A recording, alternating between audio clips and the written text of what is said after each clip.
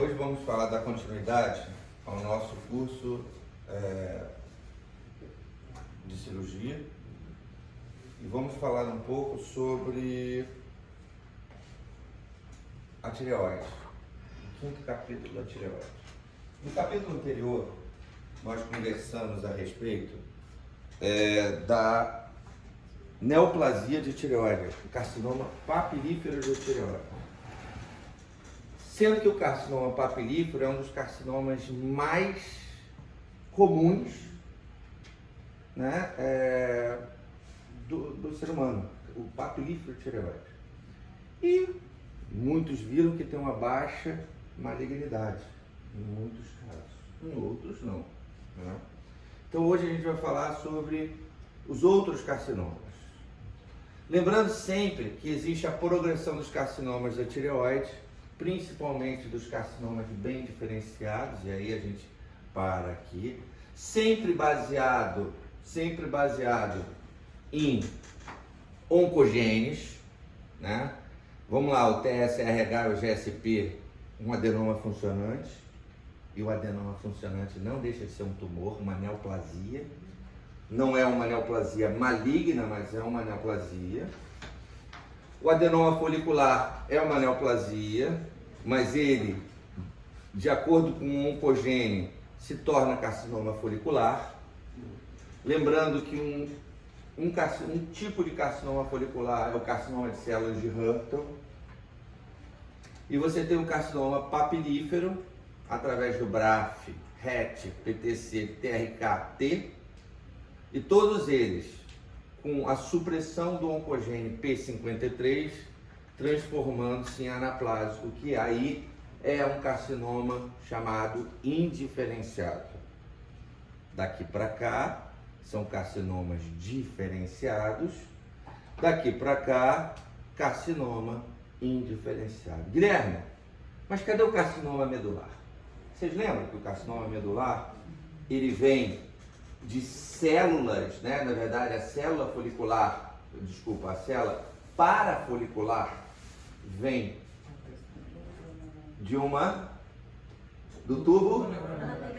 da migração do tubo neural. Então ele não entra dentro do modelo conhecido, né, como o modelo de Vogelstein, tá? Então o primeiro carcinoma, a gente vai falar sobre o carcinoma folicular, né? E o carcinoma se torna folicular quando ele ultrapassa a cápsula, né? Ultrapassando aqui a cápsula, né? É o chamado cogumelo, né? E aí ele parte para ser um carcinoma do tipo folicular. Respondendo a vocês, quando ele não ultrapassa, ele é considerado um adenoma folicular, né? Então o carcinoma folicular é um carcinoma de segunda categoria de câncer, né? É um segundo mais comum, constitui cerca de 10% das neoplasias tiroidianas, né? E aí a gente vê aqui a infiltração da cápsula, a cápsula aqui, tá vendo? Com esse tecido, e aí ele infiltrando, fazendo também o chamado cogumelo. Atinge uma população mais idosa, tem o pico entre 40 e 60 anos, e é bem comum em mulheres, uma proporção de 3:1, né? É o subtipo folicular, um dos subtipos dele é o subtipo de células de Hürtel.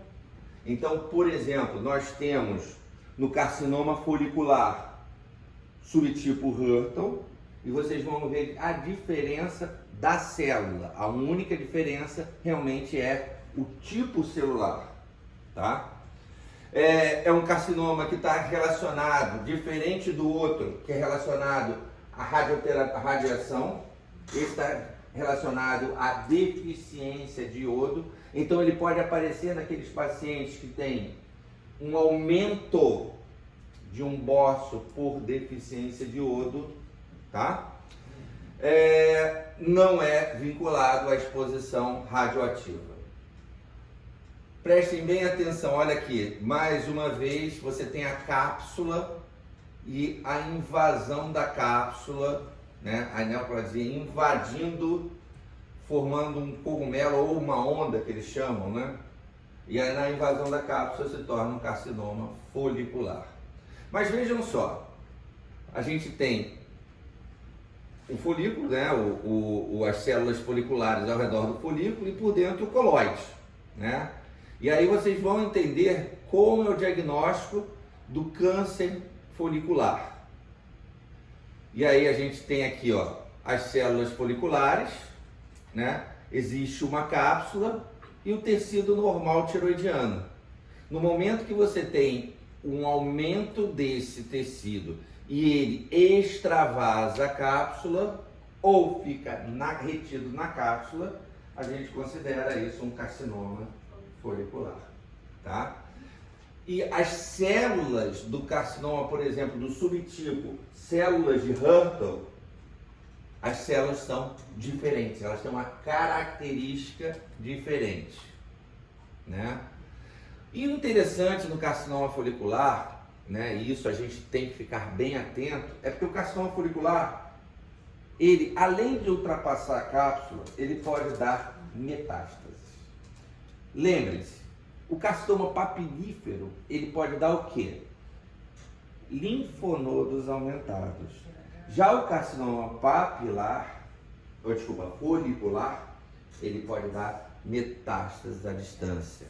E aí tem uma coisa muito interessante, né? Que a angioinvasão microscópica, que é um dos fatores prognósticos para o aparecimento de metástases, né? Vemos aqui, por exemplo, um paciente, né, que tem um ultrassom de uma massa de 6,7 no lobo esquerdo, e aí a gente repete que o folicular, geralmente, ele aparece em pacientes com deficiência de iodo, e aí a massa se tornou grande, é grande, né? Mas ele pode ter múltiplas metástases pulmonares, presença de metástase cerebral. Resumindo, ele pode ser bem maligno para o paciente, né? Além do mais, ele tem disseminação para ossos e outros órgãos sólidos, fígado e até baço. É uma manifestação indolor, a tireoide é indolor. Muitas vezes se passa por um bócio, né? Coexistem geralmente bócios grandes em 10% dos casos. E o mais interessante, e a gente tem que ficar de olho, a rouquidão, a alteração da voz, tá?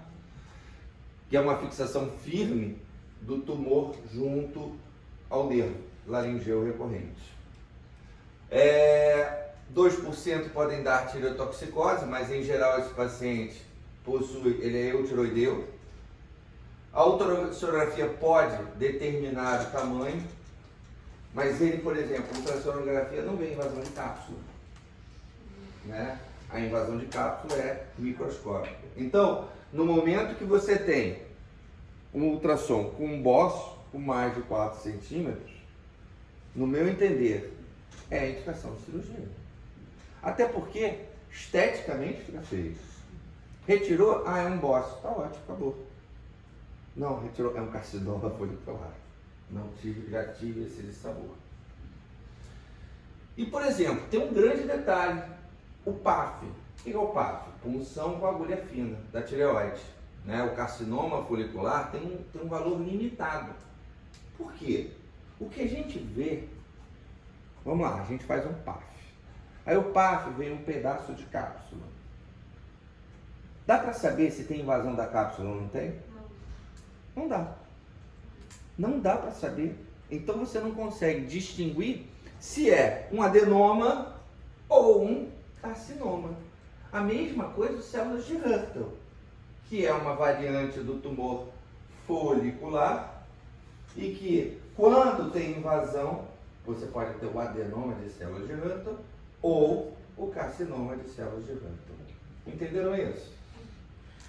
Então, o prognóstico é menos favorável para câncer folicular do que para papilífero. Por quê? Porque o folicular dá metástase à distância. Já o papilífero dá metástases regionais, principalmente linfonodais. Mas se você não tiver invasão angiolinfática, invasão do vaso, A possibilidade de metástase é muito pequena. E como é que a gente faz? E aí, vamos lá. Como é que a gente faz para saber se o tecido tiroidiano existe e é remanescente dentro de um organismo após a ressecção completa da tireoide? A tireoglobulina, a cintilografia e a tireoglobulina. Então são os dois itens importantes para a gente saber, né? Então vamos lá. Tiramos tudo. Tinha invasão nas linfáticas. Cintilografia com iodo 123 ou 131, tá? Ou com tecnésio 99, né? Isso vai depender. Aí você pede a cintilografia de tireoide. Aí eles fazem a cintilografia. Aí mostra de corpo inteiro. Na cintilografia de corpo inteiro, o que a gente identificou? Identificamos um tecido no pulmão. Qual é a possibilidade e que tipo de tumor deve estar relacionado? Tumor folicular. Deu para entender? Mas pode ser um tumor folicular de células gigantes. Desculpa, um tumor de células gigantes. Entenderam? Então vamos lá, os carcinomas foliculares de pacientes mais velhos também respondem menos à terapia com iodo radioativo. O tumor primário é o prognóstico indicador.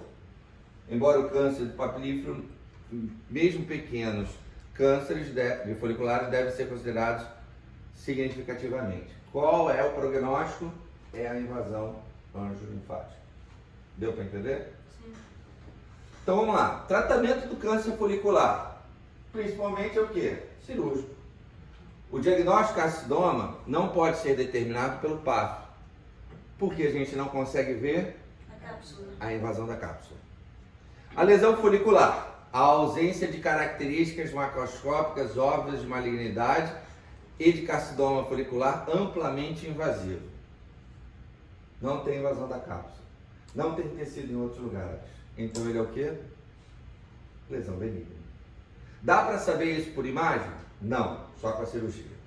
Se existe a suspeição de células foliculares, tem que tirar. Só cirúrgico. A lesão tem menos de 2 centímetros e está bem contida em um lobo da tireoide. A literatura diz que pode ser feita a lobectomia com estimectomia. Por quê? O carcinoma folicular multicêntrico é raro. Já o carcinoma papilífero multicêntrico é comum. Vocês lembram de um doente que a gente operou no Quintador? Quem é que estava de tireoide? Há pouco tempo, um cantor. Não, era um cantor, era, sim, acho que foi sim demais de você.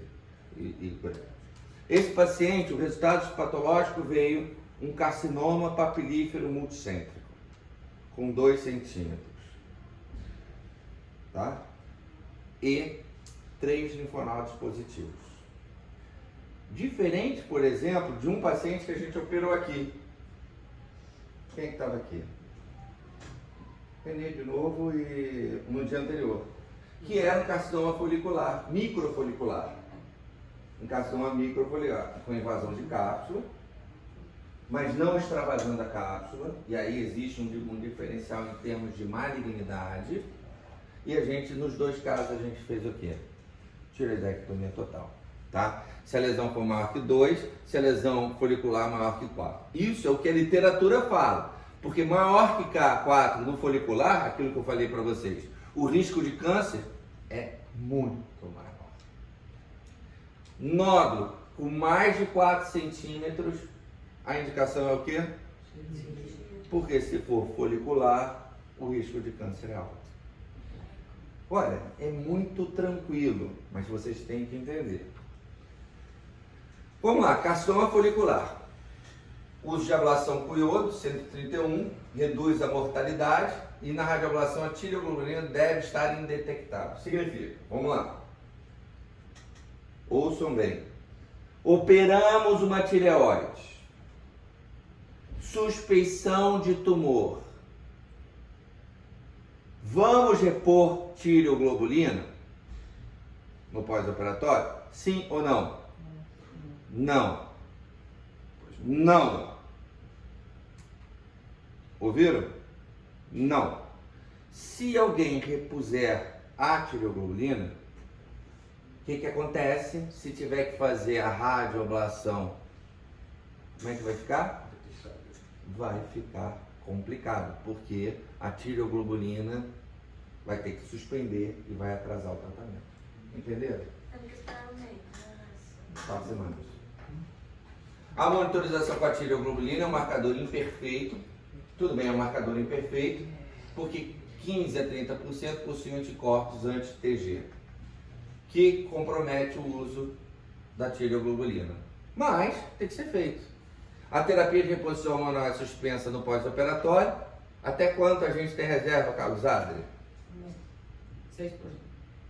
Que resposta? Não entendi. Um mês. Obrigado. O recente desenvolvimento DSH recombinante redefiniu a eficácia da monitorização dos níveis de tireoglobulina. E olha como é que é. O doente fica num quarto fechado. Vamos repetir. Aqui dentro tem uma cápsula. Aí manda ele pro quarto. Todo blindado.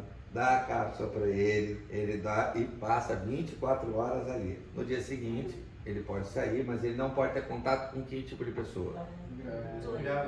Grávidas, crianças, idosos. Pronto, fechou. Vamos para o carcinoma de células de Hürtel. Os carcinomas de célula de Hürtel. Aqui são as famosas células de Hürtel. Elas são diferentes da outro tipo de célula. As células de Hürtel, elas têm um citoplasma eosinofílico abundante, né? Aí você vê aqui, ele é bem grande, né? Tem um núcleo central, né, proeminente. Aqui tem um núcleo proeminente, tem um núcleo proeminente, tá? Então ele tem essa diferenciação.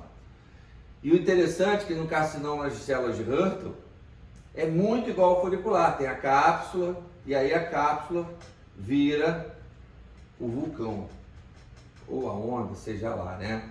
Então essas células, elas são derivadas das células foliculares, né? Alguns estudos sugerem que o carcinoma de células de Hürtel pode ter um prognóstico pior do que o carcinoma folicular comum, né? Mas não existe um estudo que fale efetivamente isso. Aparece em grupo mais velho, e aí acima de 60 anos, o folicular geralmente 40, 60, acima de 60 anos. O uso de PAP também tem os mesmos problemas que o folicular, porque o folicular não consegue ver a cápsula. Veja só, isso é uma outra visão. Eu tive que reestudar tudo isso, porque na minha época não era esse conceito, tá? São conceitos novos para vocês e que se tornam até mais fáceis de você entender, né? Então existe disseminação para linfonodos locais, diferente do folicular comum, tá? Como é que é o folicular comum? Onde para ele dissemina normalmente? Vasos, e aí faz as metástases. Já os de Hürtel, eles são mais comuns porque tem linfonodos locais. Ele tem uma disseminação angiolinfática parecida com carcinoma papilífero, tá? Também ele está relacionado à insuficiência do iodo, a captação. Então, lembrando o seguinte, o de células de Hürtel, mesmo com ablação com iodo, você tem um pior prognóstico, porque tem alguns que não respondem, tá? Então, e aí a gente tem um processo muito pior. Eu perdi um paciente cheio de metástases com carcinoma de células de Hürtel. Ele morreu. Ah, Guilherme, o paciente com carcinoma de tireoide é o melhor carcinoma. A gente fala isso para abrandar o coração do paciente. Não existe carcinoma bom. Entenderam? A gente tem que ter e saber como lidar. Um grande carcinoma, né, é o carcinoma medular da tireoide. O carcinoma medular da tireoide responde por 4 a 10%. Tá? E eles se originam das células parafoliculares. C. As células parafoliculares, elas derivam da crista neural. Vocês lembram que a gente tinha os 3 folhetos? E que existe o fechamento dos 3 folhetos? E aí aparece a RAF, aparece tudo, porque o ser humano é feito aberto, né? É um disco. São 3 discos: mesoderma, endoderma e ectoderma. Então a gente tem o ectoderma, tanto externo, e na parte interna um endoderma. E existe a diferenciação de células nervosas ou da crista neural num dos cornos do fechamento, num dos pontos do fechamento.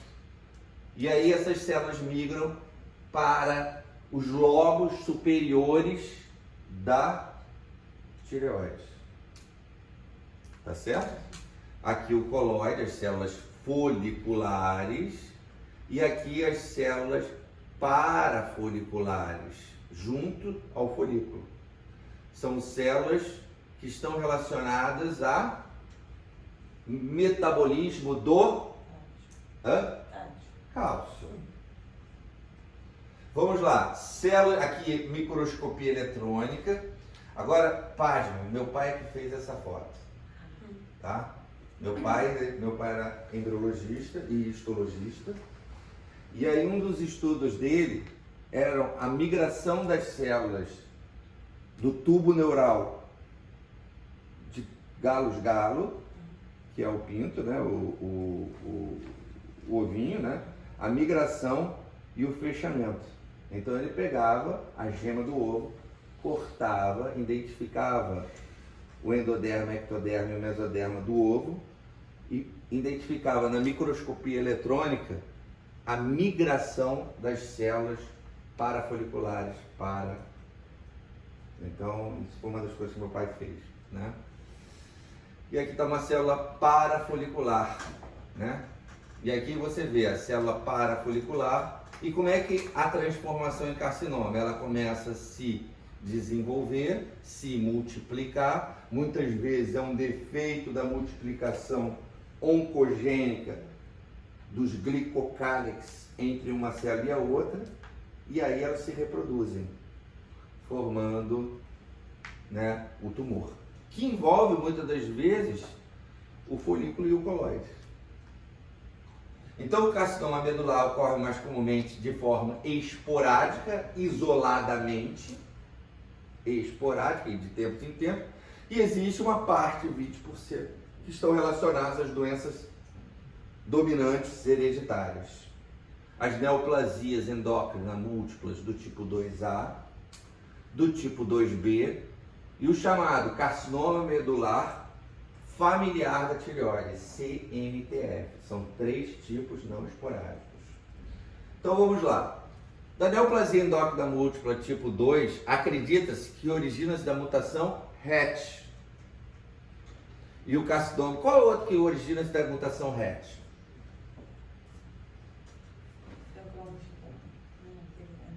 Feocromocitoma, sim. Pronto. Neuroblastoma. Né? Outro.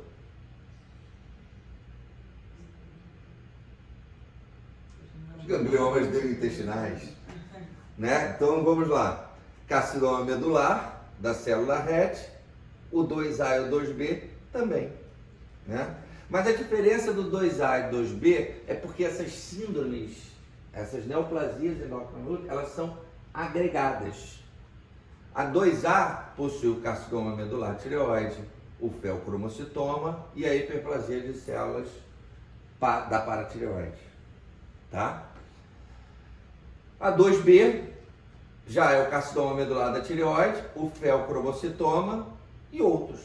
Neuromas mucosos, ganglioneuromas intestinais, hábito marfanoide, a pessoa fica com aspecto marfanoide, de síndrome de Marfan, grandão, braços longos, né? E o carcinoma medular tireoide, que apesar de ser isolado ele é de origem hereditária, né? É uma variante.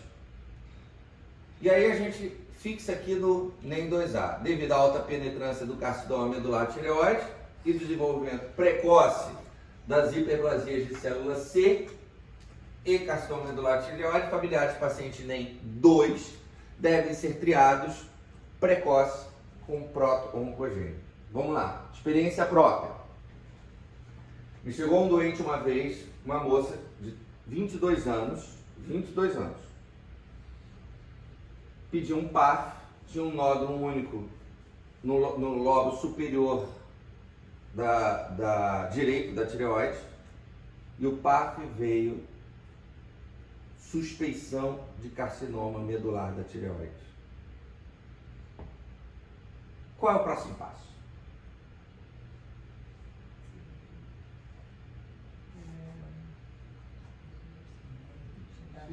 Já para estudar quando? Tomografia de abdômen, verificação de quê? De catecolaminas urinárias, verificação de quê? Do cálcio, certo? Porque de células da paratireoide. Entenderam? E perguntar se existem parentes. Porque você tem que saber que 80% é esporádico, mas 20% pode ser hereditário. Então você tem que correr atrás se for hereditário. No caso dessa minha paciente, eu perguntei para ela, você tem família? Não, doutor, eu sou órfão, fui criado no orfanato. Fiz a tomografia, ela tinha 2 massas, um em cada suprarrenal. Na tireoide, eu tinha que fazer a tireoidectomia total. Solicitei uma cintilografia para marcação de paratireoide, né? Fizeram. Tinha um tumor de paratireoide no lobo superior direito. Fiz tireoidectomia total. Depois encaminhei essa doente para ser submetida a suprarrenalectomia bilateral. É possível uma pessoa viver sem suprarrenal? Sim ou não? Sim, porque eu fiz, né? É óbvio. Você pode viver e controlar o paciente com corticoide. Felpromocetona. Então, e outra coisa, se tivesse família, tinha que investigar, fazer os chamados testes oncogênicos RET, né, que devem ser realizados antes do nascimento. E vocês, pasmem, se for detectado, tem que ser feito a tireoidectomia ainda quando criança. Tá certo? Carcinoma medular, investigado em 2, cálcio, sério, catecolaminas, hiperparaferrocromocitoma. Excluir em 2 antes de considerar intervenções em pacientes com carcinoma medular tireoide. Então, todo paciente que identifique carcinoma medular tireoide tem que excluir felpromocitoma. Tem que estar na cabeça. Vamos lá. Carcinoma medular, hiperplasia, metástase, neoplasia. Na verdade, neoplasia, metástase. Isso aqui, nas síndromes hereditárias, é bastante comum. Tá? Então, um paciente com carcinoma medular esporádico, e aí a gente não está falando de hereditário, esporádico são 80% ao acaso, tem qualquer uma das 2 manifestações. Massa da tireoide e aí nível elevado de calcitonina. Pessoal, então o paciente tem uma massa na tireoide, todo paciente a gente tem que pedir calcitonina? Por quê? Calcitonina é só Por que não? para metástase, né? Não, mas peraí. Você sabe que o medular, o calcitonina é só para metástase? Não, é só para medular. Medular. Então vamos lá. Você tem um tumor no lobo inferior direito da tireoide. Um nódulo. Precisa pedir calcitonina? Não, porque só nos lobos superiores. É isso que a gente tem que pensar. Então a gente tem que entender a doença para solicitar a doença. Solicitar os exames para a doença, tá? Então o CR também pode estar elevado, isso aqui é só uma observação. Então no carcinoma medular da síndrome hereditária devemos realizar tireoidectomia total. Todo paciente com síndrome hereditária temos que realizar tireoidectomia total. E se tiver uma paratireoide alta, com cálcio elevado, fazer o quê? Ressecar quantas glândulas? 3. As 3? Deixar uma só? Sim. Por quê? Ou deixar as 3 e ressecar uma? Eu acho que deixar só um. Vamos ler isso, né? Acho que metade. Metade de uma. O carcinoma medular esporádico, a lesão geral está contida dentro de um lobo, entendeu?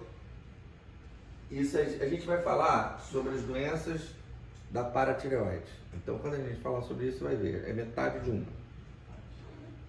O carcinoma medular esporádico, a lesão geralmente está contida dentro do lobo. E o NEM 2, a malignidade envolve a metade superior de ambos os lados. Deu para entender diferente? O esporádico pode estar contido dentro de um lobo. Então, você fazer a lobectomia, funciona. Mas não dá para fazer a ressecção do lobo superior direito da tireoide. Deu para entender isso aí? Tireoidectomia profilática em pacientes com RET NEM 2B nos primeiros anos de vida. Identificou RET positivo pelo estudo genético, 1 ano, 2 anos, faz a tireoidectomia. Paciente com mutações germinativas deve submeter a tireoidectomia antes dos 5 anos de idade. Então, antes de 5 anos de idade, tem que tirar. Isso é interessante isso. É óbvio que a gente não vai tirar, mas é para a gente saber. Secção linfonodal pode ser regada em paciente 2A com menos de 1 ano. Carcinoma medular tireoide, menos de 5 anos, são submetidos à tireoidectomia profilática, a menos que haja nódulos tireoidianos maiores que 5 milímetros, níveis elevados de calcitonina ou evidência de metástase para linfonodos. Tá? Aí você espera crescer um pouco. Então vamos lá. No carcinoma medular tireoide, qual é a indicação? Tireoidectomia total com linfadenectomia profilática do nível 6 bilateral. O 6 é na face anterior. Entre os dois as duas faces mediais, entre as duas faces mediais do esternocleidomastodeu, porção external. Tá certo? Aqui para dentro faz a tireoidectomia e faz a linfadenectomia. Diagnóstico no pós-operatório, intervenção cirúrgica posterior indicada para completar a terapia, incluindo a realização de tireoidectomia e secção linfonodal. Significa, nesta região é apenas um complemento. Por exemplo, no ultrassom vem 4 linfonodos aumentados no segmento 3. Você já fez a do segmento 6, você completa a do segmento 3. Os achados incidentais de carcinoma medular é uma lobectomia tireoide, que muitas vezes é carcinoma esporádico. Tá? Carcinoma anaplásico de tireoide. Vamos lá, a gente falou sobre os carcinomas bem diferenciados, agora a gente vai falar sobre aquele que é indiferenciado. Se ele é indiferenciado, e eu mostrei no primeiro slide para vocês, que ele muitas vezes resulta da supressão do P53,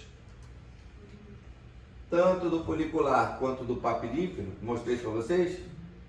Então, ele pode possuir células foliculares e ou papilíferas.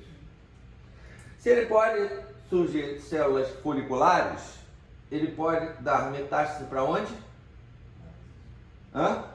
Para órgãos. Se ele tiver células, se ele vier de células papilíferas, ele pode dar metástase para onde? Linfonodos. Deu para entender? Carcinoma anaplásico representa 1% de todas as neoplasias malignas, em contraste com prognóstico frequentemente positivo em câncer bem diferenciados da tireoide. Esta é a forma mais agressiva do câncer tireoidiano. Por quê? É indiferenciado, tendo uma mortalidade específica da doença em quase 100%. A manifestação típica de um paciente idoso com disfagia, dor cervical e massa dolorosa e que cresce com rapidez. Veja só, um nódulo de tireoide, olha o outro que ele cresceu, em 1 centímetro. Na verdade, aqui você deve ter 20 centímetros de tumor no pescoço. Tá? E tem um detalhe, muitas vezes ele cresce em direção, fazendo a síndrome da cava superior, obstruindo a cava. O tumor macroscopicamente invasivo, duro e de aparência branco nacarado, branco, bem branco. A variação microscópica é uma desorganização importante do tecido tiroidiano, né? Existe uma grande variedade, e aquilo que eu falei pode ser escamoso, papirífero, né? Pode ser folicular, que é o diferenciado, né? Então, pessoal, é um carcinoma bem alterado. O PAF, 90% dos casos, deve ser feito não como PAF, mas como uma biópsia aberta. Uma biópsia a céu aberto para identificar o tipo de tumor. E aí você tem 3 tipos: fusiforme pequena, célula gigante ou célula escamosa, que é aquilo que o indiferenciado a gente consegue notar. Tá? É um paciente realmente muito grave. É um paciente que geralmente pode ter grandes sangramentos, pode obstruir, muitas vezes tem que evoluir. Uma vez a gente pegou um paciente desse, teve que fazer uma tireoidotomia, abrir o tumor para conseguir uma via aérea. E a gente não conseguiu colocar a cânula, a gente teve que colocar um tubo e ele assim, mesmo assim morreu. Tá?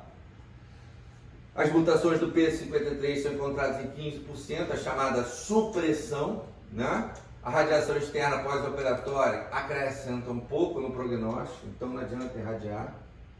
É um carcinoma que se apresenta com massa ressecável, no início é ressecável.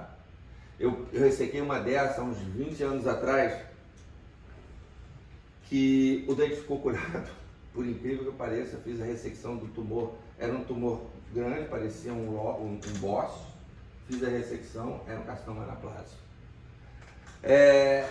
Tive um paciente desse que no pós-operatório fez um sangramento para dentro do pescoço, mas eu deixei doença residual e aí eu tive que fazer a ligadura da carótida externa. Tá? Como é que vocês identificam a carótida externa? Virando o pescoço, o ângulo da mandíbula em direção ao lobo da orelha. É o local que se abre para fazer a abertura para identificar a carótida externa. Qual é a diferença da carótida interna para a carótida externa?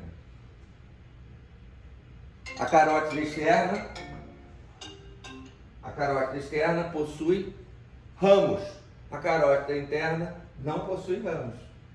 Então, aí a que possui ramos você liga, a que não possui ramos você deixa. Linfoma de tireoide é outro tumor que pode aparecer. É mais comum em mulheres. A tireoide é uma doença de mulher. A hérnia é uma doença de homem. A vesícula é uma doença de mulher. Tumor de estômago é uma doença de homens.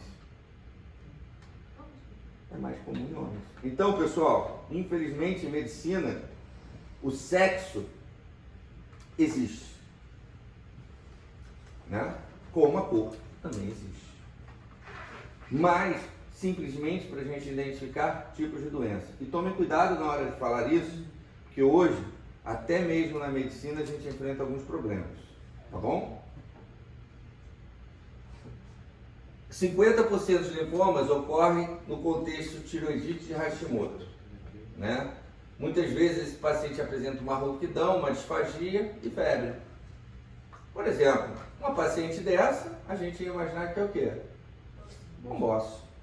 Aí esse paciente raramente deve se submeter a investigação comum, né?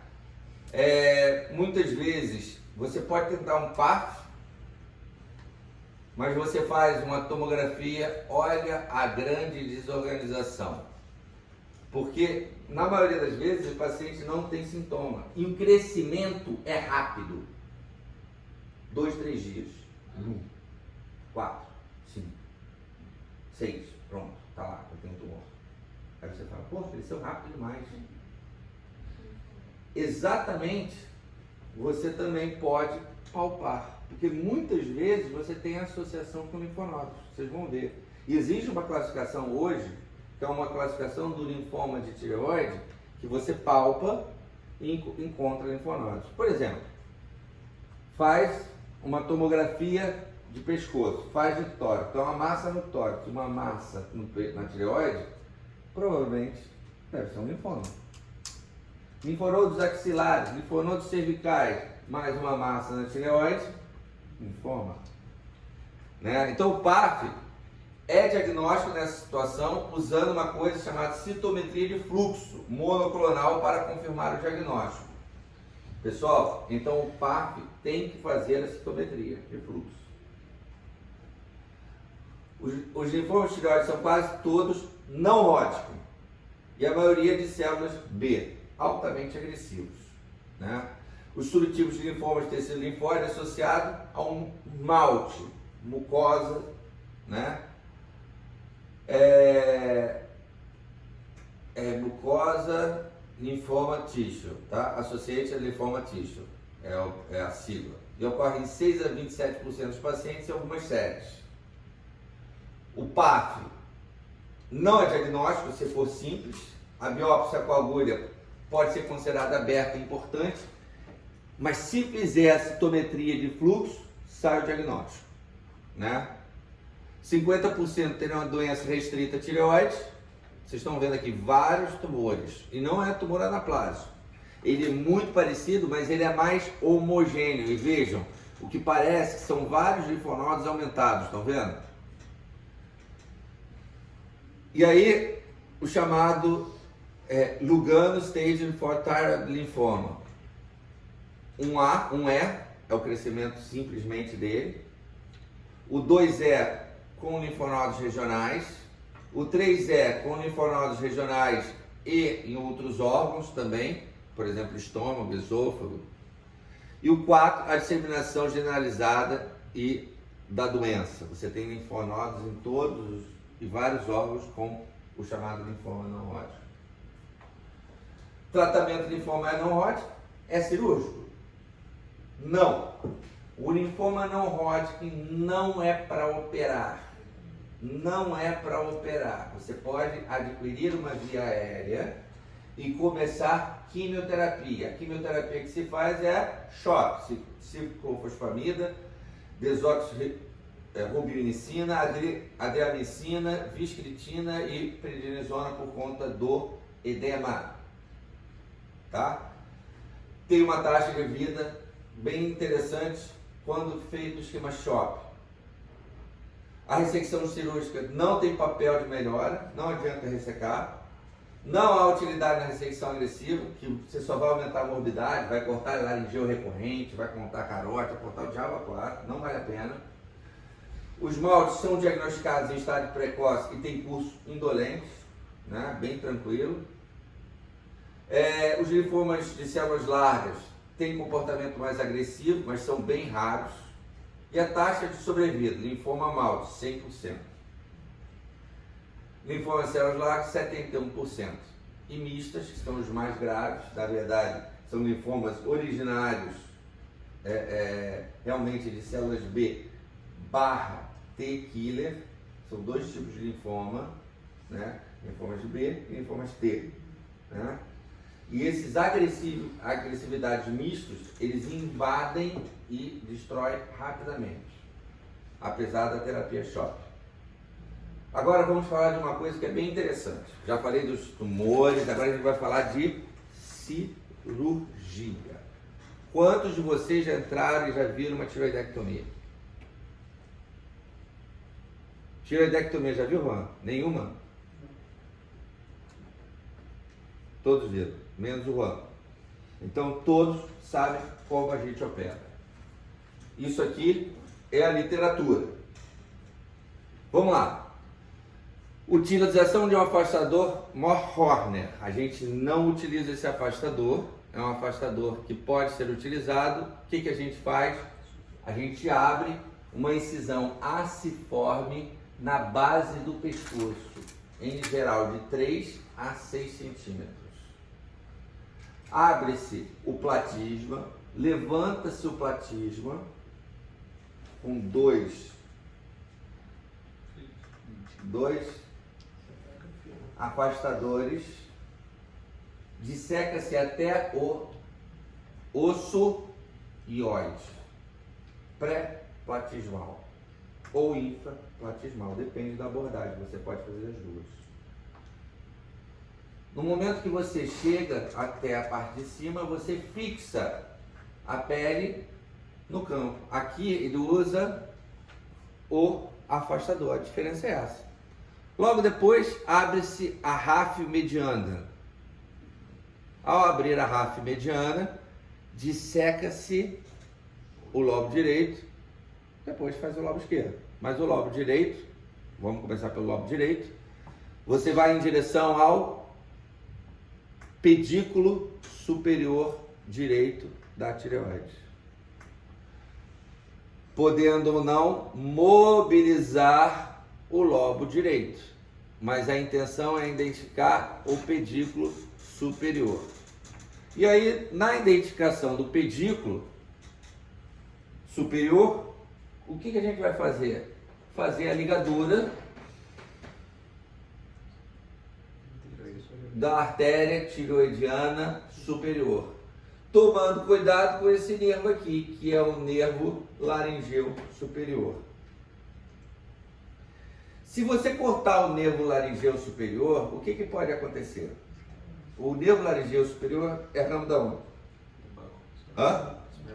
Do nervo vago. Ele é um nervo que inerva o quê?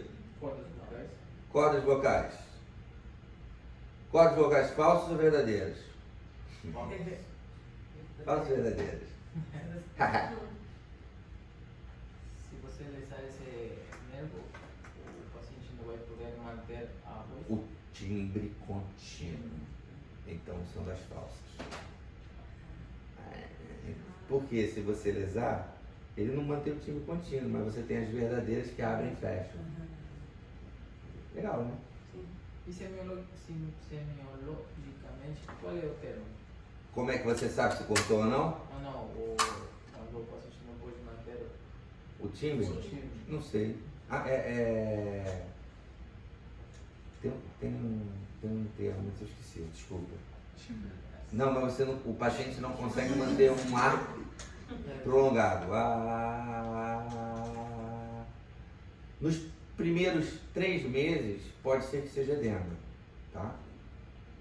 Aí depois você passa para o nervo laringeu recorrente, que encontra-se atrás da artéria tireoidiana inferior. Certo? Olha só. À direita podem ser 2 e pode entrar reto. À esquerda ele vem por baixo, por conta de ser um laringeu recorrente e inerva diretamente as cordas verdadeiras, abrindo e fechando. Você, ao tocar nele, você pode levar uma paralisia temporária. A paralisia temporária, o que ele faz? Paralisa uma das cordas vocais. Certo? Mas com aquele estimulador, neuroestimulador, aquele que a gente põe, ele mostra pra gente se o nervo foi ou não foi cortado. Então, o importante é não ser cortado. Se tiver parestesia, daqui a pouco volta. E aí, por exemplo, do nervo, o que a gente tem que fazer? A gente rebate, tá aqui a traqueia, tá certo? A traqueia aqui, ó. A gente corta a tireoideia e tudo que está junto à glândula, deixando o nervo. E aqui você tem o ligamento de Berry, que o Adrien adora, ligamento de Berry. E aí você vai junto, ressecando. O importante é que existem 4 paratireoides, a gente não pode remover. Se a gente remover as paratireoides, o que acontece? Vai dar calcemia, hipercalcemia ou hipocalcemia? Hipo. Se dá hipocalcemia, o doente pode entrar em alterações cardiovasculares, alterações musculares, alterações de formigamento, que são os primeiros ao redor da boca, da ponta do nariz, da ponta do queixo, e existe o sinal de Chevostek e Trousseau, tá certo? Que a gente no pós-operatório tem que fazer e tem que medir. Você aperta com o manguito, aí ele fecha. Deu para entender? Tem que ser feito. E aí a gente vai descolando toda a tireoide, toda, deixando as paratireoides que não são tão bonitas assim. Elas são de que cor? Amarelo?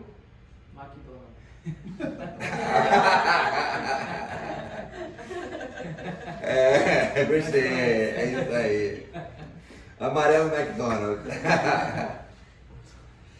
E aí, a gente também tem a opção de, em vez de ressecar todo o lobo, por conta da entrada do nervo junto, ele entra em que lugar? Sulco, tráqueo. Como é que é o nome dessa cartilagem? Tráqueo, críqueo, tiroideu. Sulco, tráqueo, críqueo, tiroideu. Que é esse sulco aqui. Esse sulco é a entrada dele. Seja ele vindo reto, seja ele vindo com curvinha, chegando lá, ele aqui. Não conseguiu identificar ele atrás da artéria tiroideia inferior, você vai para cima, identifica o sulco e abaixa. E aí começa o tu desesperado. Não é assim? Mas você pode fazer a tiroidectomia near total, que é junto à entrada do sulco, deixar um pouco de tecido, né? E você pode fazer isso com bisturi harmônico, pode fazer isso com bisturi simples. Em resumo, você pode fazer a near total. Até quantos por cento num tumor a gente tem que deixar a near total? 6. Muito bem. E aí existe a divisão de lobos, o H da tireoide, tem o meio, e você pode fazer a lobectomia. Para fazer a lobectomia, você tem que fazer a estimectomia. Não aconselho ninguém fazer lobectomia, né? Mas voltando aqui ao nosso nervo, vamos lá. Ligamento de Berry, certo? Ele está entrando. Então tá aqui, ó, ligamento de Berry. Ligadura dos ramos da artéria inferior. Olha aqui, esse aqui provavelmente deve ser o ramo da artéria inferior, tá? E desfiladeiro torácico é o ponto mais baixo. Resumindo, pessoal, os pontos que você pode ter problemas com o laringeu recorrente é nesta região do ligamento de Berry, aqui nesta região ou lá embaixo, mas lá embaixo no bócio mergulhados, tá? E sabemos mais uma vez os linfonodos cervicais. Linfonodo 6, aonde a gente tem que dissecar o 6? Qual é o tipo de tumor que se disseca sempre o 6? Medular. Papilífero também? Não. Não. 2B e 2 ao redor da jugular. Ao redor da jugular. Muito bem. Estudou. Tá vendo? Vamos lá. Compartimentos linfonodais. Nível 6, glândula tireoide, linfonodos, limitados superiormente pelo ocioide e inferiormente pela artéria inominada. E lateralmente pelas bainhas das carótidas. Né? Nível 3, 4 e 2, eles estão acompanhando a jugular, sendo que o 4, o 3 e o 2, eles de baixo para cima. E tem os posteriores dos escalenos, que é o 5. Fora que a gente tem o 1A e 1B que é dividido pelo desgaste. Precisa fazer linfadenectomia em todo paciente? Sim ou não? Só nos pacientes que têm indicação. Se você já previamente tem um paciente que fez uma ultrassonografia e tem um linfonodo grande, por exemplo, você tem um nódulo com um pato de suspeição de neoplasia folicular e tem um linfonodo grande no 5B, o que ele tem? Folicular. É tumor? O 5B é tumor ou pode ser outra doença? Pode ser outra doença. Tá? Mas se, por exemplo, se for um tumor micropapinífero, com um linfonodo 3, no 3, pode ser metástase? Micropapinífero. Fala. Só doença linfonodal. Só doença linfonodal. Pode ser, mas pode não ser. Então. Porque é micro. É micro? Muito bem, é isso aí. Micro pode não ser. Entendeu? É raro ser.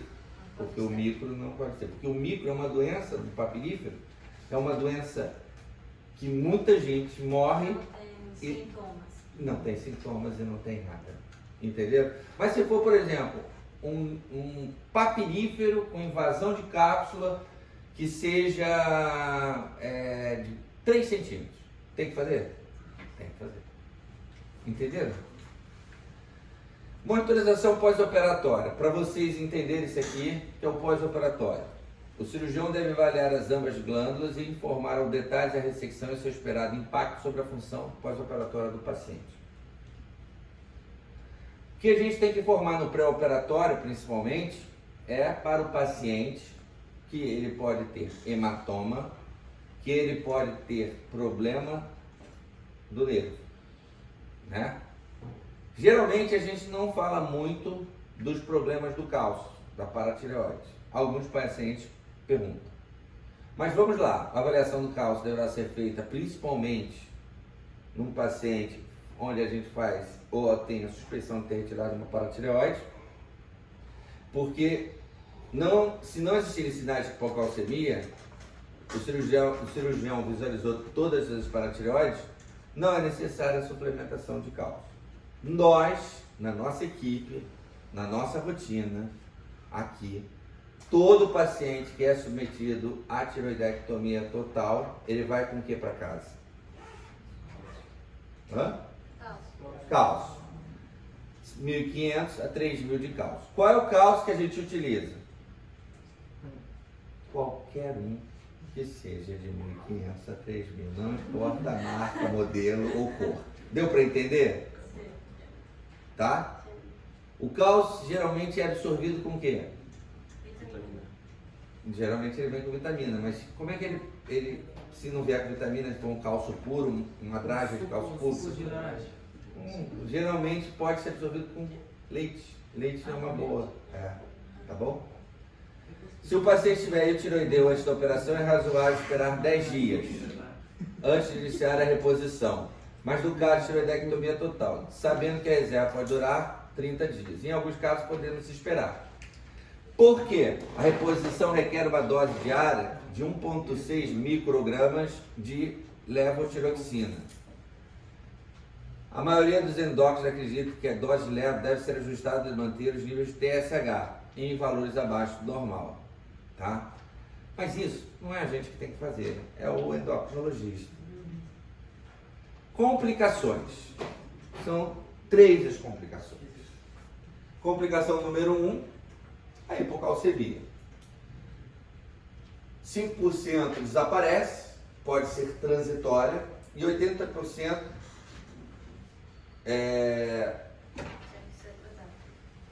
pode durar 12 meses, mesmo transitória. E durante 12 meses, qual é a reposição que a gente tem que fazer? 1.500 a 3.000. Muito bem, diário. Tá? E aí, todo esforço é feito, por exemplo, durante o ato cirúrgico para identificar se você tirou as paratireoides. Se você lesou uma paratireoide, se você lesou outra paratireoide. E aí, o que a gente faz? É fácil. Vamos lá. Você está com uma paratireoide, você puta! Saiu aqui. Saiu na minha mão. O que eu vou fazer? Tu olha para a porra da paratireoide, ela te olha, você fala que droga. Aí você fala, o que eu tenho que fazer? Aí você vai lá. Aí você vai, pega o esternocleidomastoideu, abre um buraquinho, pega a maldita, lava com soro, pode cortar em pedacinhos ou não. Ou você pode colocar ela inteira aqui, ó. Pá! E sepulta. Escreve no prontuário que você inadvertidamente saiu uma paratireoide junto com a peça e que você fez o reimplante dessa glândula no esternocleido. Não está errado. Ou você vem aqui no músculo braquioradial, aqui, abre e põe ali. Tá bom? Com um ou outro. Lesão do nervo. Lesão do nervo superior. Você tem dois ramos, um interno que fornece fibras sensitivas para a laringe e um externo que fornece fibras motores para o músculo clítotiroideu e tensiona as cordas vocais. O ramo externo pode passar junto à artéria tiroidiana superior e pode causar voz, rouquidão, fadiga da voz, volume baixo e incapacidade para cantar em altos tons. Por exemplo, vocês sabiam que um dos maiores tenores do mundo operou a tireoide? Não queria ser eu o cirurgião. O Pavarotti teve que fazer uma tiroidectomia. Teve um colega que operou aqui, uma cantora, atriz, que é a Cláudia Raia, não sei se vocês conhecem, mas ela também fez a tiroidectomia e ela ficou com rouquidão por 2 meses. Ela teve uma parestesia. E numa época que não existia o neuroestimulador. O recorrente é aquilo que eu falei, origina no vago, ele possui fibras mistas e ele faz alteração temporária ou permanente. E pode ser um resultado que é muito estressante para o paciente e muito processual para o médico. Mas você tem como responder fazendo o neuroestimulador. E hemorragia. Quantos de vocês já viram a gente voltar com um paciente para a sala? As taxas de complicações parecem ser influenciadas pela experiência do cirurgião. Eu sou um cirurgião de pouca experiência, né? Hã? Deu para entender? Pode acontecer com qualquer pessoa. Tá? Né? O estudo de Merck inclui 5.000 observou a mais baixa taxa de complicações de pacientes cirurgiões que resultaram mais de 100 explorações de pessoas totalmente. Eu não faço 100, mas eu fiz na minha vida mais de 2.000. Então, eu devo ter experiência. Pessoal, espero que vocês tenham gostado. Não foi uma aula demorada.